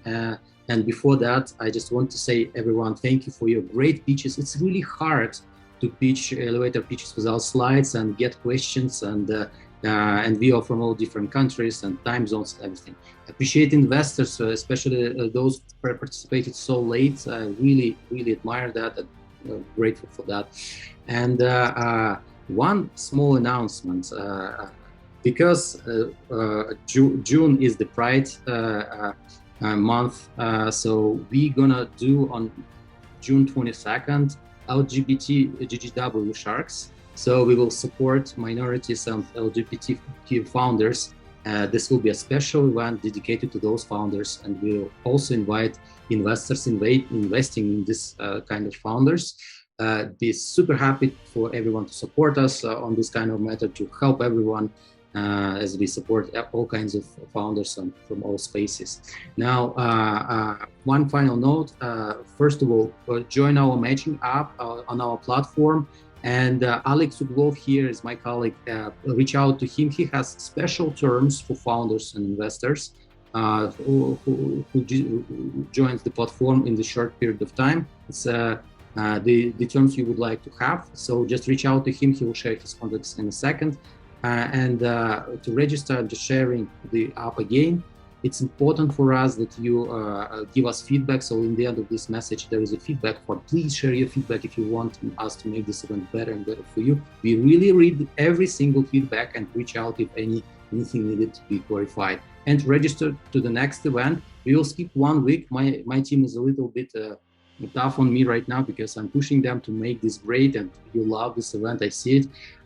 So we will skip 1 week to let my team rest a bit, and the next week after, on June 9th, there will be another event. We already posted this, so you can RSVP now. Those who didn't pitch today will get a chance to pitch on the next event. I took a screenshot of those. So if you are on the next event, just reach out to me and my team via email, info@GoGlobalWorld, or just during the Zoom event. So that's it on my end. Thank you so much for participation. And dear Sharks, dear judges, please give us your final closing statements. And let's start from the other side. Let's start from Harri, from right to left. Harri, what do you have on your heart and mind to wish entrepreneurs, and maybe some feedback, wherever you want to share? This is your time. things what I find technical solution and ideas for future. Something what happened for future. This is my goal to do. I find many things. I create this by myself and continue finding more. Thank you so much. Great to have you with us. Maggie, your turn. Thank you for participating so late. You don't have your mic on. Please turn it on. Yeah, thank you for that. And here's something that I think overall everything is good, but one suggestion from my part is that as an early stage investor, I care a lot more on people themselves, especially the founding team. At the end of the day, I would bet on people instead of their idea because ideas change a lot, but people's are the most important things. For the next maybe pitch, I would suggest the founders getting more information on the founding team and why you guys are the unique team to do good things other than the other incumbents or competitors. Yeah, that's my comment. Thank you, Maggie. Great to have you and hope to see you again. Shriya, your turn. Thanks everyone for coming in to pitch, and I totally agree with all the organizers and panelists that it's a really hard thing to do. So absolutely commend everybody who took the time to pitch really quickly in this kind of high pressure environment. What I would recommend is I think everybody had different strengths and weaknesses based on their business. So if you walk through all of the pieces of YC Startup School, that I found is the absolute best resource to make sure that you've thought of every component of what makes a really strong business, and make sure that you kind of are telling that cohesive story of each of the components of who's your customer, your business model, and all of those pieces. And that helps me remember and not forget a piece of the business. Thank you, Shriya. Appreciate that. And I just want to say that I know it's so tough for everyone of the investor side as well to listen so many pitches at the same time. I really admire all your hard work and feedback to the founders, because I mean, you made such an impact right now within 2 hours around the world. It's amazing. It's priceless. Thank you. Jeremy, your turn.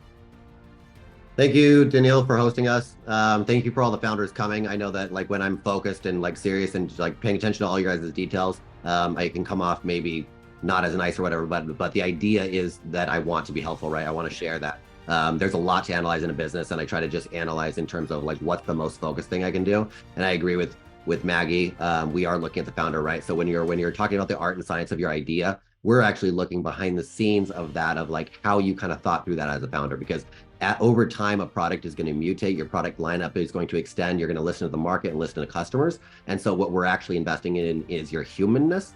And so you to be a great quality human. And so you being able to communicate clearly and articulately, understand our needs as investors, understand your customer needs, listening is going to be the most important thing as a founder. And so just to get better as a founder, if you can talk to a lot of different people, different education levels, different countries, different income levels, different genders, different races, it makes you a better founder, because the best founder attracts and retains talent. So it's less about your product and a lot more about you. Thank you so much, Jeremy. Appreciate that. Thanks for coming. And Matthew, the easiest part for you is to close this entire global event right now. Yep, all the pressure's on me. So I'm going to kind of stick to the advice that I'm going to give to some of the founders. Just because you have the time doesn't mean you need to use it. Don't just sit there and spout off for like 2 minutes on what should be a 15 or 20-second response. The more succinct you can make it, the better and stronger your knowledge seems. So, keep things short. Thank you so much. Appreciate everyone for participating. Subscribe to the next event and give us feedback. I shared the links again. I thank you everyone who participated today. We had 13 startups pitching today and 7 matches. So there will be 7 connections with investors after the event today or tomorrow.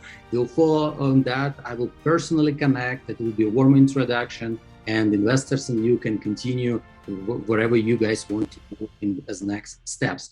Thank you, everyone. See you on the next pitch event on June 9th, and keep supporting us on social media. We keep this event free for you. We invest our own money in this, but we don't want to invest in social media advertising. We want to keep this free for you. So that's why please support us, please repost, invite others so we can help more founders and bring them here to put in front of investors. Take care of yourself, stay healthy, and see you soon. Goodbye, guys. Thank you.